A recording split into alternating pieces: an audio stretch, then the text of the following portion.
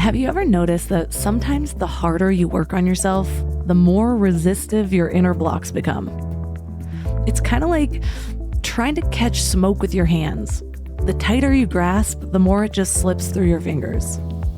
I've been there. A few years ago, I was deep in what I now call my transformation addiction phase. So I'd wake up at 5 a.m., try to meditate for 20 minutes, journal 3 pages, do some breath work, recite affirmations in the mirror, take a cold shower, and that was all before my actual morning routine even started. I had reminders on my phone to check in with my mood, apps to track my habits, a stack of self-help books by my bed that were slowly turning into a safety hazard. I was doing all the right things. Hell, I was doing all the things. And you know what? Some of my deepest patterns, the ones that really mattered, weren't budging. Not even a little bit. Like, what's the point of that whole morning routine when I'm having 4 glasses of wine in the evening? Well, it wasn't until I completely burned out on personal development that I had this wild revelation. My kind of aggressive pursuit of growth had become its own form of resistance. It's kind of like those little Chinese finger traps that we played with as kids. The harder you pull, the tighter it gets. Well, if you listened to last week's episode with Elizabeth Husserl, you heard me open up about my own experience with financial blocks. Even though I've always been pretty good at making money, I discovered that my subconscious was running some pretty interesting programs around holding on to it. And like many of us, I had to learn that true wealth isn't just about the numbers in your bank account. It's about your relationship with abundance itself.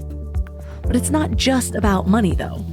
These sneaky little subconscious patterns pop up everywhere. So maybe you keep dating the same type of person, or you procrastinate until you're drowning in deadlines, or you can't stop binge watching Netflix when you should be adulting. Whatever it is, there's usually a deeper pattern at play. I mentioned my money story later in this episode too, but first, let me break this down with some science. So research in neuroplasticity, which is just your brain's ability to change, shows that forcing change often triggers our threat response. So it's like trying to manually override your body's operating system. Your brain basically goes, nope, not today, and then it doubles down on old patterns to keep you safe. There was this really fascinating study from 2023 that found that people who approached change with gentle awareness, so basically just noticing their patterns without judgment, showed way better results than those who attacked their issues head on. And get this, their changes actually stuck around longer too. So this isn't just theoretical for me anymore. After years of testing different approaches with myself and my clients, I've seen firsthand how a relentless pursuit of fixing ourselves often keeps us stuck in the very patterns that we're trying to break. The self-help industry is projected to hit $14 billion by 2025. That's billion with a B. Yet mental health challenges are still on the rise. Something isn't adding up here. So I've been quietly working on something that addresses this exact problem, a completely different approach to transformation that works with your resistance instead of against it. And I'll be sharing more about that in a few weeks because this is my most accessible program yet. This is really what my vision is of helping as many people as possible. But for now, I want to dive into this topic with someone who gets it at a deep level. So let me ask you, what if the key to real transformation isn't in adding more techniques to our toolbox, but in fundamentally changing how we approach the whole process of change itself? What if the very resistance we feel towards our blocks holds the secret to dissolving them? And what if, stay with me here, all of those blocks you've been fighting aren't actually the enemy? Well, today's conversation blew my mind, and I have a feeling it might shift something for you too. Our guest is Brandon Epstein, a mindset coach who experienced his own profound awakening through what he calls an ego death. After this experience showed him the deep programming holding him back, he developed a unique approach to transformation that works with our resistance rather than against it. So in this episode, you'll discover why fighting against your mental blocks actually makes them stronger and what to do instead. The surprising way your body holds the key to accessing and transforming subconscious programming, and how to use the principle of polarity to turn your biggest blocks into your greatest strengths. Before we go deep today, I want to give you a little gift, and I want to give it to you every single day. It's called the Morning Mind Love. I know how life can be. You're all fired up after an inspiring episode, and then a new day or a new challenge comes at you, and it's just hard to keep up that energy. Well, the Morning Mind Love is kind of like an oracle from your higher self to help you start each day with a positive focus. Plus, when you sign up, you get 2 free gifts, a 30-minute binaural meditation and 30 days of journaling prompts to help you remember who you truly are. And it's all completely free. So join over 9,000 people and go to mindlove.com to sign up or text the word morning to 33777. Usually the things that people want to focus on are the areas that are already going well, right? But through going through this baseline testing, what we identify is sometimes you want to focus on achieving more in your career or in your finances, but there might be a big issue in your relationship. And if we resolve that, maybe it doesn't feel like you need more money, you need more success. Maybe this is just like the leak in your boat that's constantly making you feel like you're being weighed down and you're going under. And so that's the first step always. It's just let's get awareness of the different areas of your life. And then we can identify, okay, if you're doing terrible in this area, I guarantee you've been programmed to fail in this area of your life. Otherwise, you would have great results. Turn up your frequency with Mind Love. Bite-sized brain hacks for seekers, dreamers, and doers. It's time to give your mind a little love with your host, Melissa Monti. Well, I internet stalked you a little bit because that's what I do. And of course. What we all do, right? Yes, whether you know it or not. But I love your content. I'm all about really identifying those mental blocks. And I remember when I was first touching on this subject years and years ago, I was surprised at first it just sounded like a concept. And then when I started to actually break through things and feel like, oh my gosh, there could be one conversation that all of a sudden it's like I would open up a whole different level of life. And that's what the last 10 years or so have been. But even now, with what I know, I'm still coming up against hidden little things in the psyche that I'm like, oh, I didn't know you were there. So I'm so excited to go deep on all that today. What inspired you to write about breaking through mental blocks and just achieving greatness? Yeah, well, a few years ago, I died. I had an ego death. And through that experience, I went through an awakening and I actually started to understand how I was programmed to fail. And this was revelatory for me because I went a lot of my life just unconscious to how I was creating my reality. And by how I'm creating my reality, I mean, listen, there's all this external data, right? Things are happening around us in any moment. And then we're bringing it in through our 5 senses. We see it, hear it, smell it, taste it, touch it. But then we actually create our own experience of that based off of our programming that lives beneath the subconscious. So it's not consciously in our awareness. So it's happening automatically. And then it's creating our feeling experience. And we take that feeling and it drives our behavior. And so a lot of us are just living on this loop. And I definitely was. And so unless you put yourself on a new loop, you're going to keep living the same hallucination over and over again. And so when I had this awakening experience, it revealed to me so much of the programming that was holding me back. And so I reprogrammed it for myself with the help of a mentor at the time. And it changed everything in my life, improved my relationships and increased the amount of money I was making, improved my health. Most importantly, it gave me real peace of mind. It gave me the ability to get out of an anxious state and be present. And so I just felt really passionate about bringing this to the world. And so since then, the last 5 or 6 years or so, I've been taking dozens of clients through my process of reprogram them to succeed. And eventually got to a point where I said, let me write a book on this. Let me tell the story of how I went down this path in the first place. And then let me give people an actual playbook, because at this point, I can't work with everyone at the one-on-one level. So here's my playbook and people can do it for themselves if they'd like. Tell me about your ego death. What led to it? What cracked you open? Yeah. I had an experience with the Bufo alveolus toad. So it's chemical compound 5-MeO-DMT. And I heard about it through the Mike Tyson podcast, Hotboxing with Mike Tyson. He did it actually in the first episode of his podcast. And I think I had heard of it before then as well. But just hearing a little bit about his experience and who he was in those early episodes of the podcast after having that ego death experience, it really intrigued me into having one of those experiences for myself, because I knew that I was very rational, logical, just, conscious mind dominated. I was going to have control. And I knew that like that was leading to a lot of my anxiety. And I didn't know the depth of the program that was creating everything in my life, but I knew that I needed to let go. And I also knew that it would be, a kind of a vicious process to let go, but I was ready for it. And so, yeah, what you're seeking seeks you. It didn't take very long for someone to send me in the direction, actually out there in Riverside, California. So I was living in Los Angeles at the time, to go have this experience, and I did it.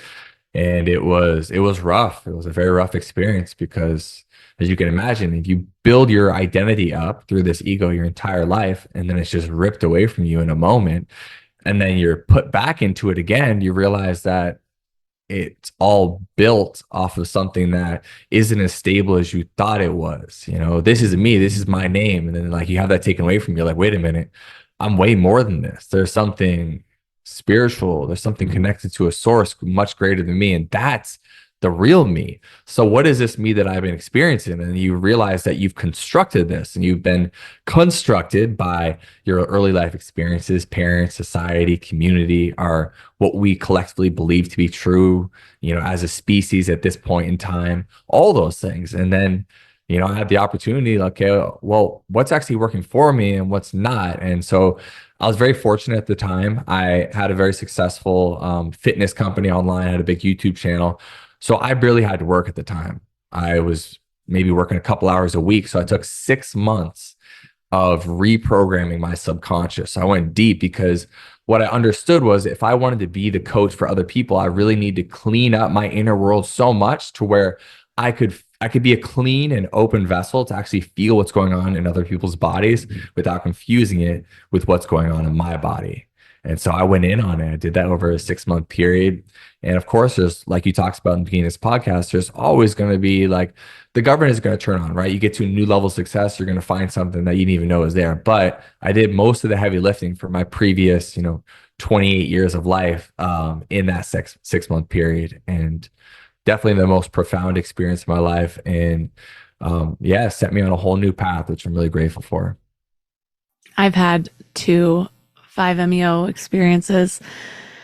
And the first one was wild. It was so much shorter than I expected something like that to be. And yeah, it was like I left my body. I can't explain it any other way than how I assume it would feel right before I die, like as I'm dying and releasing from the body.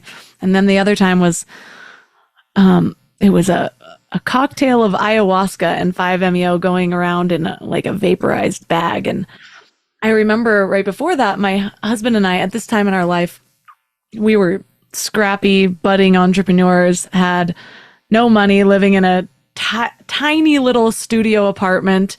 We had to build a loft just to fit our bed. And we got this opportunity, and I had been looking for it. I was really intrigued by it. And I kept asking people where to find it. And they're like, it'll find you if you, if it's meant for you. And it did within months.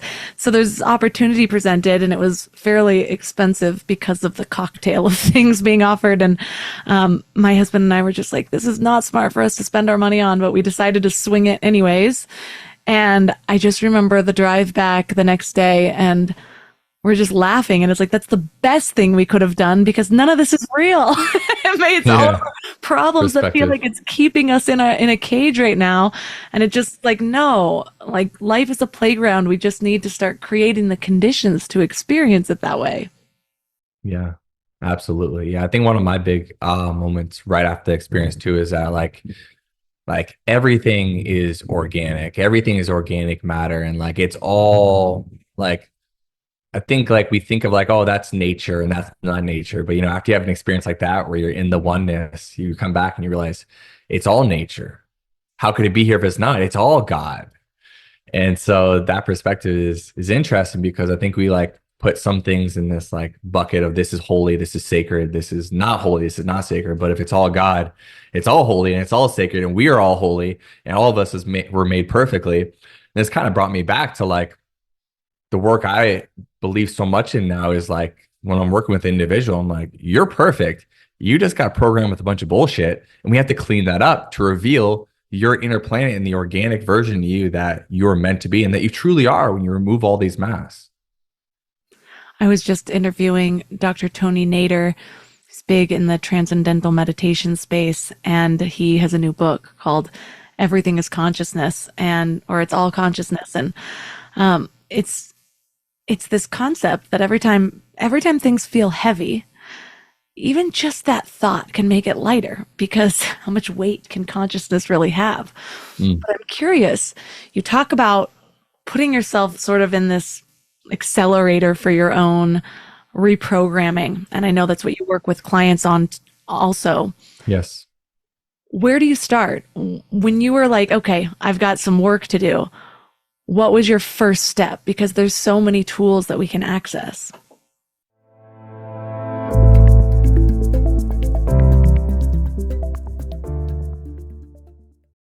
Let's talk about legacy for a minute. We're all working so hard on personal growth and building better lives and creating something meaningful. But how do we protect everything we're building? Look, I know life insurance isn't the sexiest topic, but it might be one of the most loving things you can do for your family. We kept putting it off. It's funny how things never feel like a priority until you need it, which is the total wrong way to approach life insurance. But now that we have kids, there is no way I'm taking a chance that they won't be taken care of if something happens to me. So suddenly, this was our number one priority. And SelectQuote makes it surprisingly simple. They're one of America's leading insurance brokers with nearly 40 years of experience helping over 2 million customers. What makes them different is just how personal it is. Their licensed agents take the time to understand your specific situation so that they can find you the right coverage. We're talking 15 minutes to get exactly what you need. And I love that they actually reward you for all the self-work you're doing. So if you're in good health, you could get same-day coverage for up to $5 million. No medical exam needed. And it's way more affordable than you might think. Coverage up to $1 million could cost as little as $20 per month. So get the right life insurance for you for less at selectquote.com/mindlove. Go to selectquote.com/mindlove today to get started. That's selectquote.com/mindlove. I don't know why it took me so long to invest in good bedding. I resisted it for years, but something flipped in me about 3 years ago. And now I'm basically a pillow connoisseur. I've tried them all, and I get weirdly excited about good bedding. Because here's the thing, we spend a third of our lives in bed, and the quality of that time affects literally everything else, which is why I'm so excited to tell you about my latest obsession, Lagoon Sleep Pillows. What sets them apart is their matching system. You take a quick 2-minute quiz about your sleep style and your preferences, and then they match you with your perfect pillow. I was matched with their Otter pillow, and I am so impressed. Lately, I've just needed more support, and this seems to cradle me in all the right places. I'm also low-key obsessed with their travel pillow, which I use for way more than just travel. I actually hug it, use it as leg support, and of course, take it on trips with me. Well, the secret is in their adjustable fill. You can add or remove it to get that perfect alignment for your spine. A study even found that the right supportive pillow can improve sleep quality by 63%. And Lagoon lets you try their matched pillow for 100 nights risk-free. Free returns, no questions asked. Falling asleep has never been easier. I toss and turn less and just wake up feeling refreshed every morning. Go to lagoonsleep.com and take their awesome 2-minute sleep quiz to find your match. Use the code MIND for 15% off your first purchase. What was your first step? Because there's so many tools that we can access. Yeah, I was very fortunate because I had a mentor who helped me go down this path. And so I've been on this consciousness expanding path for quite some time. Actually, when I was 18 years old, I was playing college football and I rode the bench my freshman year playing, and I was looking for solutions. So I went into a supplement shop, and the owner of a supplement shop happened to be this super spiritual guy who had studied everything from neurolinguistic programming to hypnosis to energy training and was a real life mystic. And so at that point, he kind of like swapped out my idea for like, I need some new creatine with I need to improve my consciousness. And so he started me down the path then. And I saw the real world application because I came back and I had a great season playing football after that. And I started sharing all these tools with my teammates. And so that put me down the path initially. And so we worked together for a few years, but then I went away from it and I started applying my stuff in the world.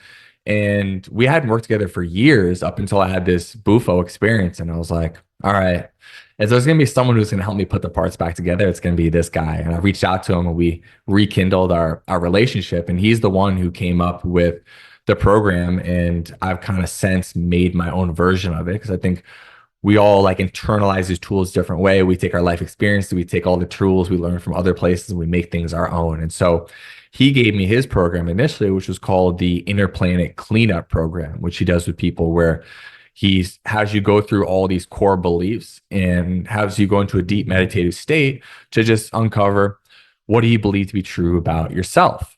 What do you believe to be true about other people? What do you believe to be true about the world? So these core beliefs that you have.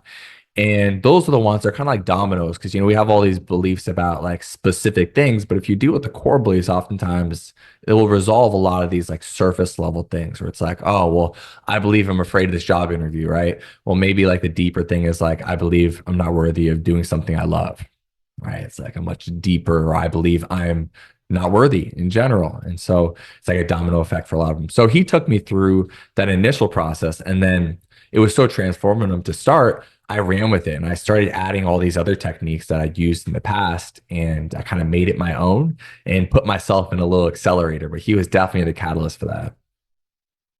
I remember just reading a lot of self-development books in my 20s, and oftentimes they'd resonate deeply, and other times, just by the title, I'd be sort of turned away from it. And one of the topics that just never felt like it was going to resonate was worthiness.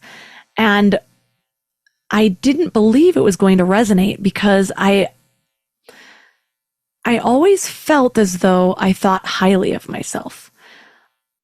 And it's because I think I was aware of many of my strengths. But when I started to uncover what worthiness issues actually manifested into, I realized that was my biggest problem. That I could have deep worthiness issues, but also feel great about my sense of humor or my sense of intelligence or my ability to learn. But I might choose horrible relationships because I didn't think I was beautiful enough, or I was always comparing myself. And so sometimes the issue that we need to work on is so hidden beneath layers of our own understanding of what these concepts are, our own filter of how we're looking at what's holding us back. Sometimes we don't even see those things. So how do you identify which areas of a person's subconscious needs programming? Yeah, I take them through a baseline testing to start. So I just look at actionable things. So I say, let's look at your peace of mind. Where are we? 1 to 10. 1 is like, you don't want to live anymore. 10 is you have this sense of complete wholeness. You're complete. Let's look at your physical health. What is your satisfaction with your health and vitality? 1 is you're knocking on death's door. 10 is you feel like it's at its peak. Let's look at your satisfaction with your career, not how much money you make, but your satisfaction with what you do for your career. 1 to 10, where are we at? Let's look at your finances. How satisfied are you truly with the amount of money that you have and that you're making consistently? 1 to 10. And then relationships. So we look at your romantic relationship, and whether you're in one or just your perception of that area of your life in general, 1 to 10, give it a score. Your tribe. So what are your relationships like with the people who don't necessarily need anything from you, right? The people who are there for you because of who you are and not what you can do for them, and giving that a real score. And then work relationships, because most of us, we spend most of our time working. So those relationships are really meaningful. So I take people through a baseline when we get started of just like scoring each one of these areas. And usually the things that people want to focus on are the areas that are already going well, right? But through going through this baseline testing, what we identify is sometimes you want to focus on achieving more in your career or in your finances, but there might be a big issue in your relationship. And if we resolve that, maybe it doesn't feel like you need more money, you need more success. Maybe this is just like the leak in your boat that's constantly making you feel like you're being weighed down and you're going under. And so that's the first step always. It's just let's get awareness of the different areas of your life. And then we can identify, okay, if you're doing terrible in this area, I guarantee you've been programmed to fail in this area of your life. Otherwise, you would have great results. And so then we dig in there. I might ask them, okay, well, what is it that you want to achieve? What would it look like if you were a 10 out of 10? What would you need to do to get to 10 out of 10? And then even just asking that question of like, what would it look like? What would you need to do? My kind of gift is that I'm able to feel into people's bodies, and I can feel like if different energy centers in their body start to light up, they might feel it.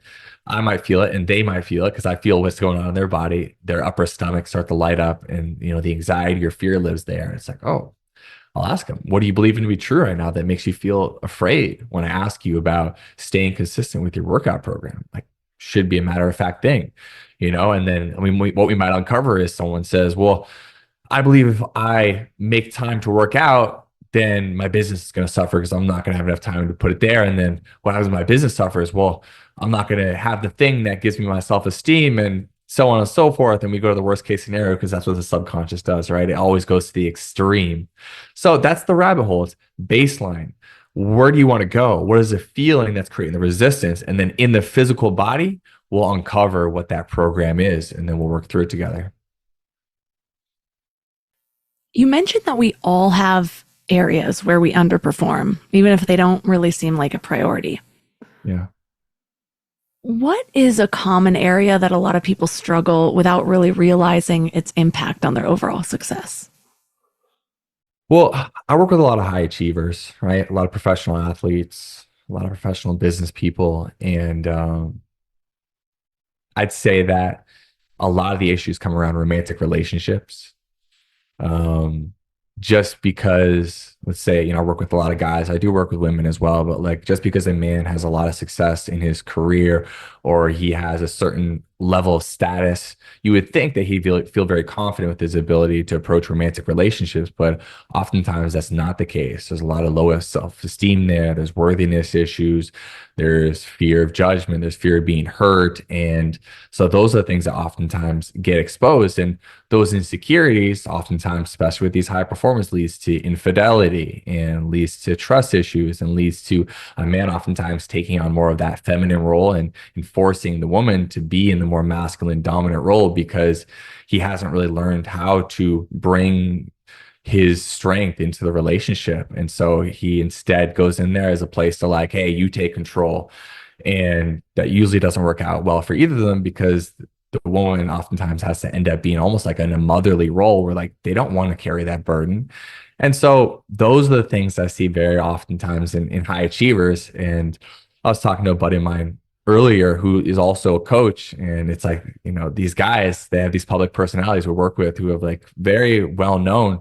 You'd think like this guy's crushing with the ladies, but in reality, a lot of them have a lot of insecurities and they would never even ask for help in that area. The only way that you would even identify that is going through that baseline testing and starting to dig in deep to like, okay, how does it really feel to be you here, and creating a safe enough container for those things to come up, because they're not going to share that with just about anyone in the world except for maybe their coach in that container.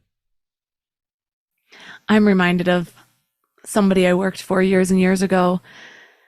Multi-millionaire, good-looking guy, lived in a penthouse, Aston Martin, like all the things.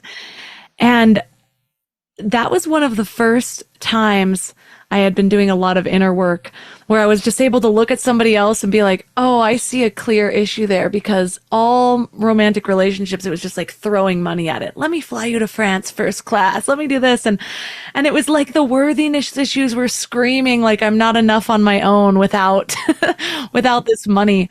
And even though I was recognizing this in somebody else, it made me, I remember just one day in meditation, actually, I was just thinking, which one of these issues is so clear to other people about me? Because, we all have those things. And as you were talking, I was trying to think, because I was like, yeah, I'll take you up on your offer to coach me around something. Yeah.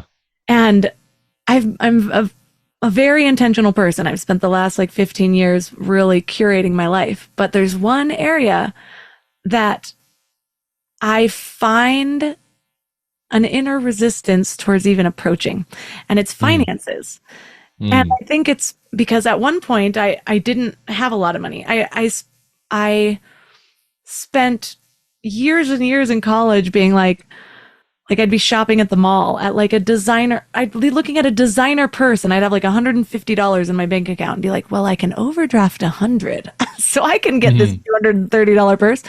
And now it's completely different. I make good money. I trust in what I'm doing, but maybe it's just that I don't know how to budget, but I refuse to even approach the subject of really getting clear on that. And I know that it holds me back because even when I'm bringing in abundance, because I don't have a clear picture, I can feel a weight of lack.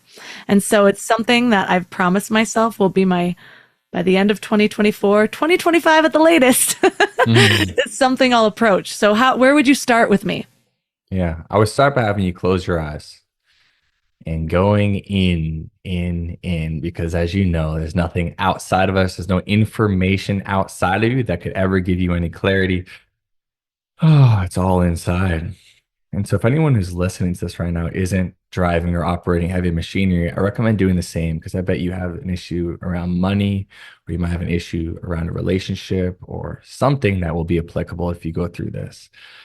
So Melissa, go ahead and just take a deep breath in through your nose. And on the exhale, just sink down deeper and deeper into your body right now.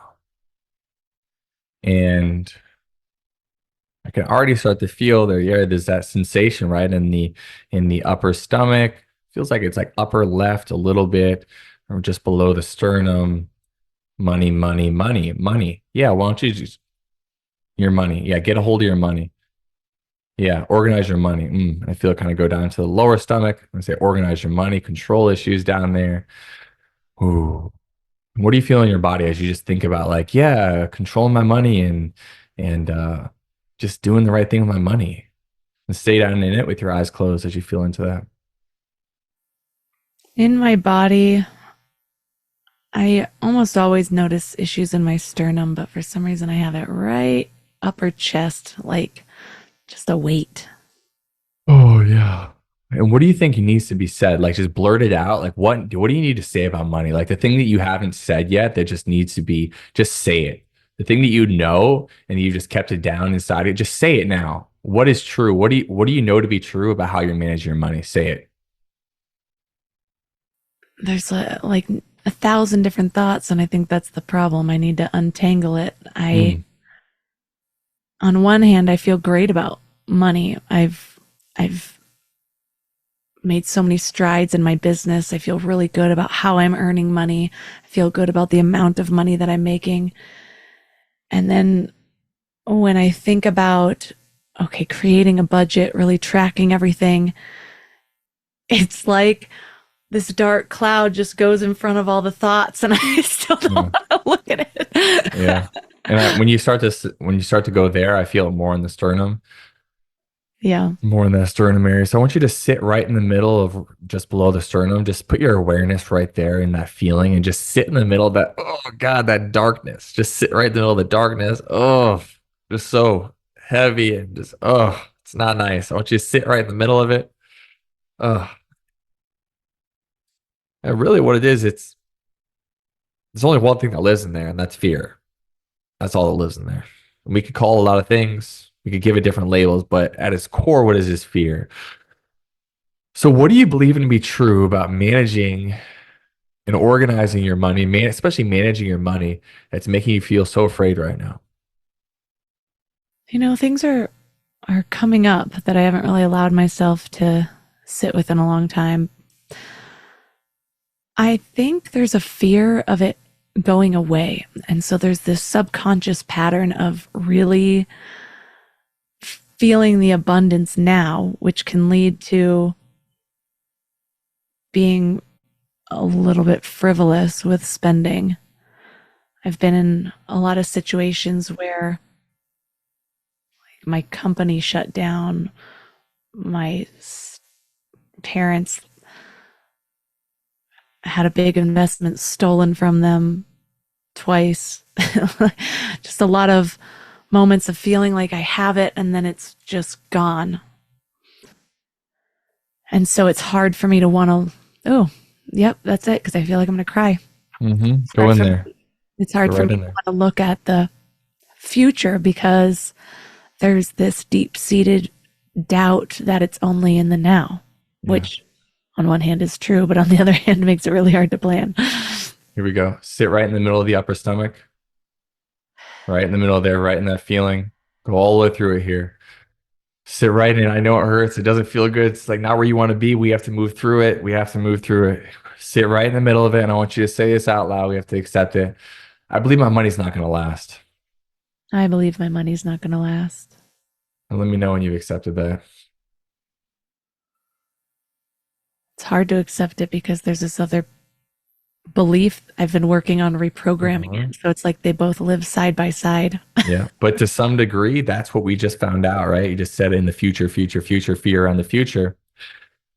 Says that right now there's something still living in the upper stomach. So if you accept it, we can remove whatever imprint is still in there if you want to.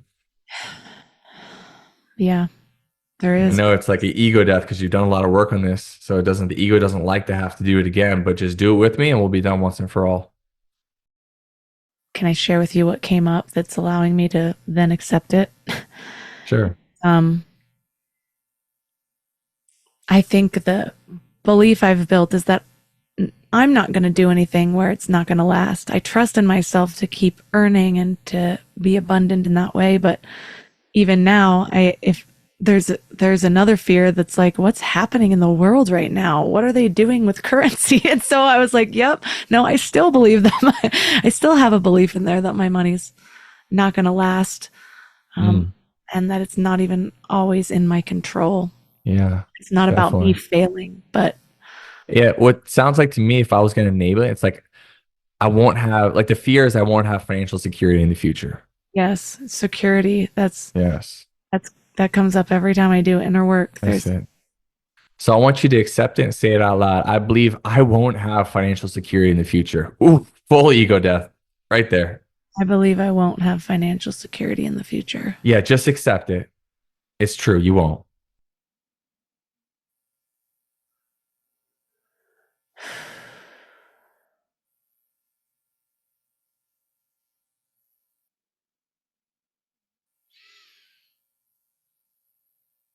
Yeah, Have you accepted it? there's a belief. I believe I won't have financial security in the future.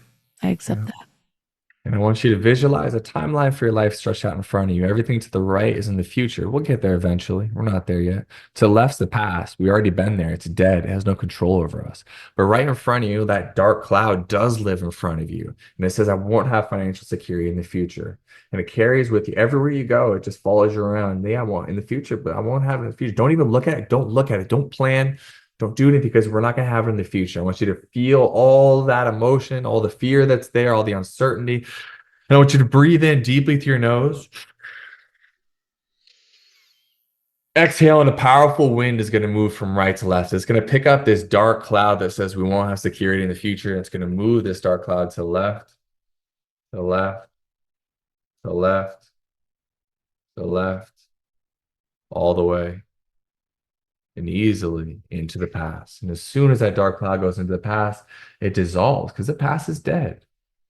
And as it dissolves, we come into the present. I want you to feel yourself flying through time and space in the present moment, living in the eternal now, and the emptiness of the now. Feel how light it is here to be in the now, how empty this space is here. What's the opposite of not having financial security in the future? Having financial security in the future. That's right. I want you to say, I believe I will have financial security in the future. I believe I will have financial security in the future. And instead, let's just bring it into the present, the eternal present. I believe I have financial security. I have financial security. Breathe it in deeply through your nose.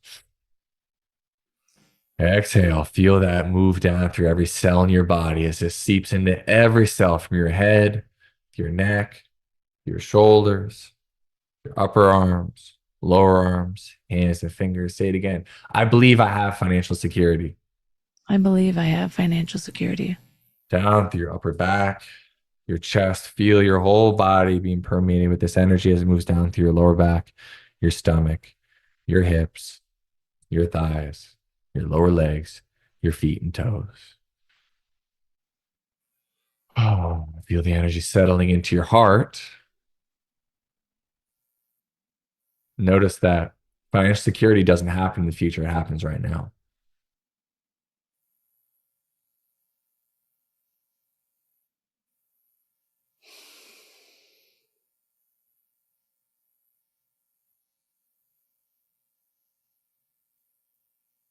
Feel this energy move through your body into the timeline of your life. We got rid of the old energy, so now we replace it with this new energy. And this new energy takes form on your timeline. It says, I have financial security. And it surrounds you in this energetic aura. I want you to feel yourself being held by this energy that says, I have financial security. I am financially secure. Breathing it in, just feeling it settle into every cell in your body. Everywhere you go, everything you do. And because you believe it to be true, you make it true.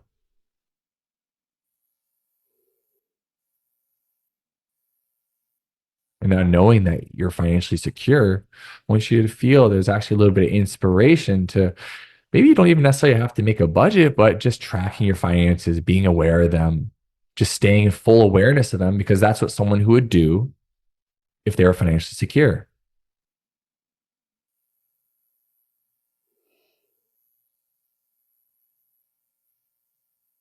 And so now I want you to feel yourself in your heart fully embodying someone who's financially secure. And what inspiration comes from that, from being someone who's financially secure?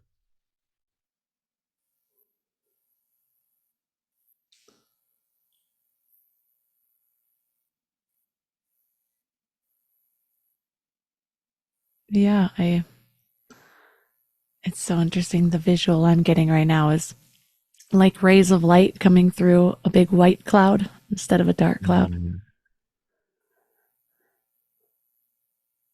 breaking through something.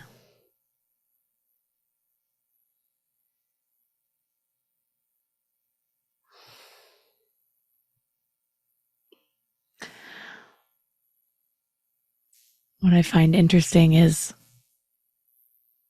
the duality of two things. I mentioned earlier how for a long time I wouldn't look at worthiness issues because it just wouldn't refuse to believe they'd resonate. And as we were going through that exercise, was like I could feel the self I've been building bumping up against this old version that I've been overriding and refusing to look at.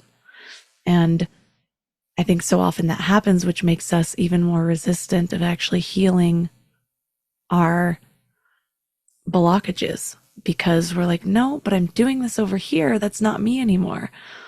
Not realizing that we haven't been allowing light to shine on some of those shadows. And so we're just holding two versions, giving the universe and our own identity mixed signals.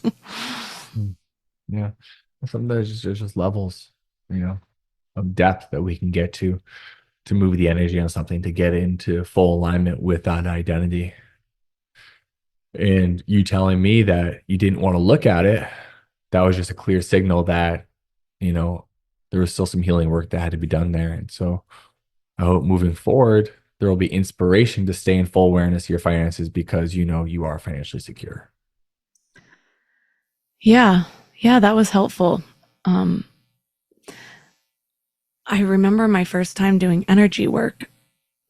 It was like my logical brain kept wanting to shout bullshit. And then over the next couple of weeks, because I was just like, oh, you're just walking me through something. This can't be doing anything. And then over the next couple of weeks, I broke through like 3 things that I could not penetrate for years, or for a lifetime. Yeah. And that was when I knew. I was like, it's all in this energy. It's all in these energetic barriers, and we're just creating stories, and we prop those stories up, and we think that they're real. But if we just are willing to sit with that energy a little bit longer to really feel what's in there for us, what needs to move through our bodies, then we don't need to convince ourselves of a new story. The new story comes through. I love how you said, what are you inspired by now by being this person who's financially secure? Our inspiration, our ideas are attracted based on our beliefs about ourselves, about what's possible, about the world. Yeah. And so even just so funny, it can be such simple steps, but even just sitting there in that I am financially secure, it's like my mind is bringing in all the truths, because the truth is I am. And I know my tendency to overspend. So I have created safeguards. I will spend it on stock. So it still is like that dopamine hit of the purchase, but it's going into a place where it's growing. And so it's funny how I had this fear or this unwillingness to look. And so it's also, even though it feels like it's saving me from what I'm afraid of, from an insecurity, from a lack of security, it's also holding me back from really feeling what I've built over the years, the financial security that I have had. And so even though we think we're just resistant in one thing, we're actually resistant to all of the good in that same area as well. Yeah, absolutely. I work with, pro athletes that are making $10+ million a year, and they still live in this scarcity mindset because they're still in that old story, that old programming. So it doesn't actually, like, your physical reality actually doesn't even matter that much sometimes. Like, you could be living in a new physical reality and still be running the same programming, which it sounds like that's kind of where you were as well. It's like, well, I'm even doing the things to safeguard and be financially secure, but there's still this like trigger that doesn't allow you to fully enjoy the fruits of your labor and everything that's come to fruition is continuing to come to fruition for you. Once you take people through that process, oftentimes people feel an almost energetic momentum. And I think a lot of us are so used to reaching outside of ourselves for healing, and that creates that kind of resistance of sitting with what we do know. But I worked with somebody on something similar, and I remember them just saying, well, I don't want to lose this. And so how do you recommend people hold on to that energy, hold on to the new beliefs, or is it not even needed?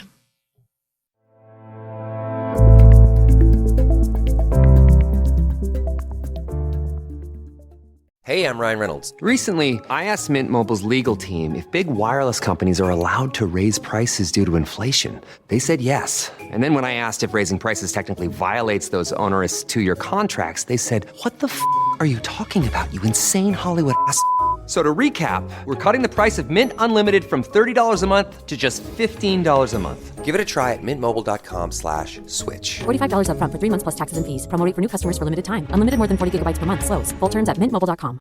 When you share your food, you share your heart. So what's on your table this holiday season? Save on your festive feast at Kroger with delicious deals on all the holiday classics. Or wow the crowd with something new, like a quinoa stuffed butternut squash. It's sure to add a pop of color to your spread. How about a sweet potato casserole with a crunchy oat streusel topping, made with care for the sweet tooth and the savory tooth? With Kroger, fill your table with love and watch as your guests' hearts get as full as their bellies. Kroger, fresh for everyone. How do you recommend people hold on to that energy, hold on to the new beliefs, or is it not even needed? Yeah, I encourage people to go through an integration of the new belief. And so, if we were doing a session, like, this wouldn't be the only one, right? We would find all the different points of resistance in all the ways. And we end up with a script, actually. There'd probably be a handful of beliefs that we transmuted in the session. And then I would have you record a voice memo of you reading these out loud. And then I would mix it for you with some binaural beats behind it and have you listen to it when you're waking up in the morning, when you're falling asleep at night, and throughout the day.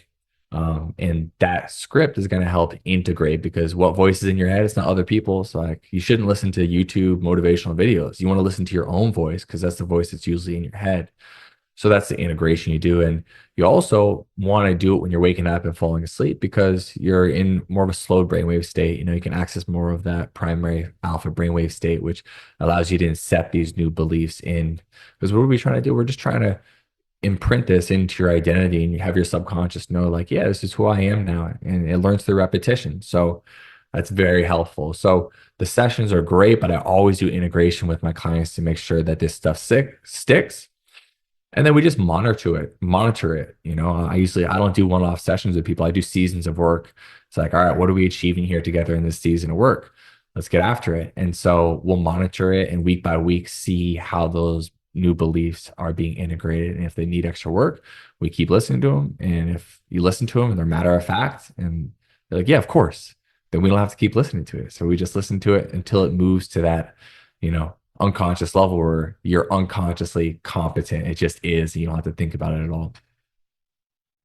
There's an app called Think Up that's one of my favorites because you actually record your own affirmations and then it puts it into a meditation. Very But I cool. love that. There really is something powerful about hearing your own voice saying something because you're less likely to argue it. So often our inner thoughts are saying ridiculous bullshit and we're just accepting it because it's coming from us and we're like, well, it must be true. It knows me, when it's furthest from the truth. But I'm curious, I know you talk a lot about core wounds. How do core wounds come into this process? Yeah, early in my work, I used to go address core wounds and have people move through that past trauma. So a core wound is something that happens usually between the ages of 0 and 7. Those are like primary programming years where it leaves such a big emotional imprint that this piece of programming that is developed through this event can hold you back for the rest of your life. And so it could be someone like a parent yelling at you and belittling you, or it could be sexual abuse, or it could be violence. The worst thing that ever happened to you is the worst thing that ever happened to you. But that core wound is usually one of the worst things that ever happened to you. And then the corresponding story and then programming that came from that. And so what I've learned over the years is that I don't need to anymore go back and address the actual event. I just need to uncover how it's showing up in someone's life in present day, present time. And so again, we come back to that baseline. We identify where they're struggling. And then we see what is the corresponding programming that came from that core wound. And sometimes, we'll download, we're in deep session in meditation and someone will be like, oh yeah, I remember this happened. Okay, that's fine. But we don't need to go relive that actually. We can just see, what do you believe now to be true because of that, right? Where is your lack of safety or your sense of unworthiness, and where is that living in you right now? And when we're able to identify that, we reprogram it, and then the core wound is resolved because it was never actually about what happened. It was about the meaning that you created in your body after that event occurred. Yeah, I have spent time unraveling the core wound of the security thing. And I've tied it back to just, the I think 0 to 5, I felt very out of control of my situation. My parents divorced when I was like 6 months old. My mom had to move in with my grandparents. I knew my dad had no money, just constantly hearing how my dad didn't want to work. And so then I got a stepdad and we moved in with him. And what I carried through a lot of that was I was always expecting somebody else to save me. Like somebody else needed to save my dad. Somebody else needed to save my mom. Where are we going to go live now? Oh, now this person has a house. And none of it ever really felt like mine. And so I think that's why I have a tendency to build up my fortress around myself, but at the same time, really not trust in its stable nature. Yeah. And hopefully in large part, like you had. And now that you're in this place of you're financially secure, that's just it's an old way of being. And that's not you anymore. It's not your story. When you work through something and you find that old beliefs come up, Do you have a visualization or a process of just kind of dismissing those, letting them go? For myself, For yourself or your clients? yeah, I mean, I do the same thing that I did with you for myself or with any other client.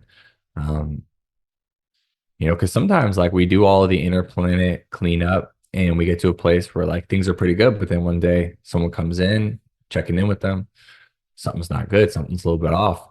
So whether that's my client or me, definitely happens. Just feel into the body, see where the tension is, feel into the energy centers. Usually it's going to live down in like the second chakra, third chakra, sometimes up in the throat chakra, but usually it's going to be down in like the lower chakras. And in those energy centers, like feel the tension and then feel the emotion.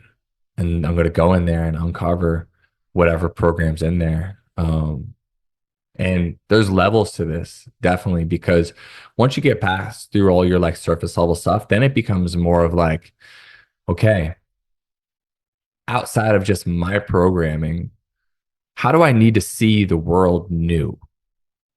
Right? How do I need to see everything new? How do I need to step back from what I've been told to label everything around me in events and create a new paradigm? Like that's like the next level of like seeing everything new. Again, I don't know how else to describe it. It's like, okay, this is a table, but what if I saw it before? What if I saw it as if something that wasn't told me that this is a table? Or I look and I saw my couch and I didn't have a label for it as a couch. It's like, what if I could just see and observe everything and just be more experiential with it instead of placing all my judgments on it? And that's like the next layer of programming, of course, that like runs deep, deep, deep, deep, deep into us as humans, because there are some things that we have this deep programming around that perpetuates the fear of separation, between us as humans, from other people, animals, each other. And that's why we have war. That's why we have conflict and all those things. So that's, in many ways, I've done most of my like personal programming. Now it's like I'm coming up and I'm confronting a lot of those things individually. It's like, how do I fully let go of fear? How do I just move on from that altogether? And so that's like, the deep spiritual work that I'm currently moving through at this point. I have a 3-year-old and we're in pretend play phase right now. And it's funny because going into pretend land for hours at a time is exhausting. Like sometimes I'm like, I don't know what's harder, coming up with more stories for you or physically playing. And I mention this because I tuned in a couple months ago. I was actually the one that kept trying to get him to come up with stories, and then it just took one day, and now he's like so creative all the time. And I remember just sort of feeling exasperated, like, man, I don't want to do this. And it's like, just think of this like a workout. Imagine how many benefits there are working out my creativity muscles like a child every single day. And I was reminded of this because you said, what if I was looking at everything anew? And I, in that moment, had this huge rush of gratitude because it's part of the pretend play that I'm forced to do right now all the time. It's like, what if this couch is not a stick or is not a couch? Mm-hmm. And I'm thinking of the book. There's a book called This Is Not a Stick. And so the whole book is just, what are you doing with that stick? And then he's like, it's not a stick, it's a wand. And it's like an outfit. And, yes. And so it's just those times of thinking, oh, there's so much work to do with spiritual development and self-development. But sometimes if we just apply that same mindset of what's going on in my current situation, what am I resisting? It could be a task at work, cleaning your house. And it's like, what if you can just transform it? Like act like it's a whole different activity. I often use the example of like washing dishes. Somebody once told me, no, think about how you'd feel washing dishes for the first time if you got out of prison for 40 years. You'd be like, oh my God, the warmth and the soap. And every time I wash dishes now, I can do it with a mindset of gratitude. And so I just encourage anyone out there listening, what in your life do you hate doing, or what is annoying to you, or what feels challenging? Can you shift that to where maybe it's actually the gateway to your next level of growth? I want to talk quickly about the principle of polarity. How did this concept help you in transforming limiting beliefs? Yeah. I think understanding that, yin yang is everywhere in the universe. And so if there is a belief that's holding you back, right? If it's creating resistance, if it's a block for you, then that same energy can't be created nor destroyed. So we can reclaim it and we can use the opposite polarity for it. And I've been very interested in polarities for years. Like when I broke my arm, when I was first learning this stuff back when I was, I think I was like, might have been all the way back to when I was like 18 years old. I think, when I was first learning this stuff, I put magnets on my bone to use a polarity to try to heal myself. And I've just been very interested in that concept of reclaiming the energy and transmuting and alchemizing it. And so when all this programming stuff came up and I started learning about it, it made just a lot of sense. I'm like, oh, well, if the energy is holding me back, you propel me forward. And so it's just an act of alchemizing the energy that already exists. And so it's actually very exciting for me once I am able to identify with the client what is holding them back. So I'm like, great, it's going to be an awesome propulsion system for you because you're going to be able to use the opposite polarity to move you forward now. And it usually works that way because whatever's been holding you back can now become your springboard.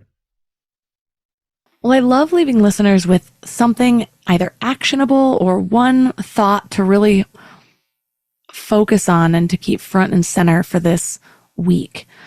If you were to give them a little bit of growth work, what would that be? Depending on where someone is on their journey, if you're new to this type of work and you listen to this conversation and it was like a little bit woo-woo for you, or you're like, I don't know, there must be something there, but I'm not a full believer yet. I recommend that you just set alarms in your phone to go off every 3 hours to ask you, how does it feel to be me right now?